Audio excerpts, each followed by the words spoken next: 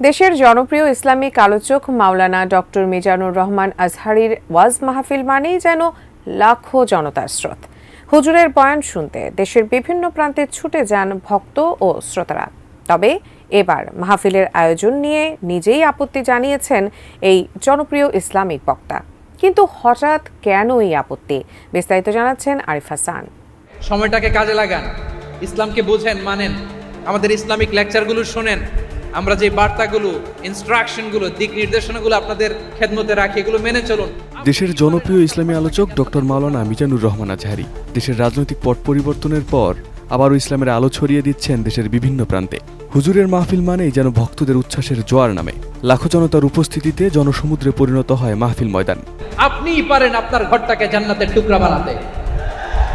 একটা family, it's a very big institution and you are the MD, the managing director of this institution. তবে মাহফিলের আয়োজন নিয়ে এবার আপত্তি জানিয়েছেন ডক্টর মিজানুর রহমান আজহারী। 19 জানুয়ারি নিজের ফেসবুক পেজের এক পোস্টে মাহফিলের নামে মানুষকে কষ্ট না দেওয়ার আহ্বান জানিয়েছেন এই ইসলামী আলোচক। পোস্টে তিনি লেখেন, তাফসির মাহফিলের মাইকগুলো যথাসম্ভব প্যান্ডেলের ভিতরেই রাখুন। আগ্রহী শ্রোতারা সেখানে বসে তাফসির শুনবেন। শ্রোতাদের সুবিধার্থে উন্নত সাউন্ড সিস্টেম নিশ্চিত করুন। নির্মাণ কাজেও আমি বেছে নেই CSRM TMT 500W, committed for better still।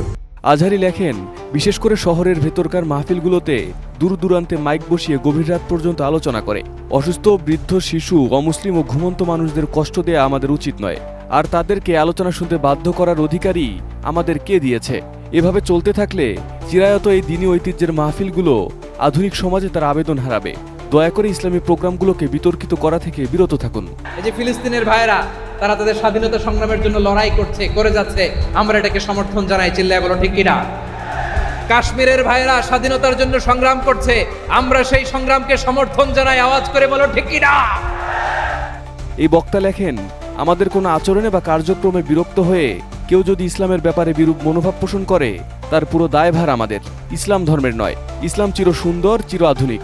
ইসলামের সৌন্দর্য ফুটিয়ে তোলার দায়িত্ব আমার, আপনার, আমাদের সকলের। যারাই আমাদের ইসলামকে নিশ্চিহ্ন করতে চায়, তাদের বিরুদ্ধে আমাদের সংগ্রাম, আওয়াজ করে বলতে হবে ঠিক কিনা। 2020 সালে আওয়ামী লীগ সরকারের রোষানলে পড়ে মাহফিল বন্ধ রেখে মালয়েশিয়ায় পাড়ি জমান মাওলানা মিজানুর রহমান আজহারী। দীর্ঘ সময় দেশের মানুষ মাওলানা আজহারীর বয়ান শোনা থেকে বঞ্চিত হয়েছিল। তবে জুলাই অভ্যুত্থানে দেশের রাজনৈতিক পট পরিবর্তনের পর আবারও দীর্ঘ 5 বছর পর দেশে ফিরে মাহফিলের মঞ্চে ফিরেছেন দেশের জনপ্রিয় এই ইসলামী আলোচক।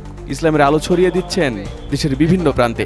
আমার যে অমুসলিমরা আমাদের সাথে শত্রুতা করে না, তুচ্ছতাচ্ছিল্য করে না, আমাদের ভূমি থেকে আমাদেরকে উচ্ছেদ করতে চায় না, আমাদের বিরুদ্ধে অস্ত্র ধরে না, ওই অমুসলিম ভাইদের সাথে আমাদের কোনো দ্বন্দ্ব আছে, কোনো বিরোধ আছে? বরং আছে ভালোবাসা। বরং আছে কি? এই ভালোবাসা দিয়ে আমরা বিশ্ব জয় করব। রাজি আছে মুসলমান? আমাদের পুঁজি ভালোবাসা। Arif Hasan, ATN news. মিনাল খাসিরিন।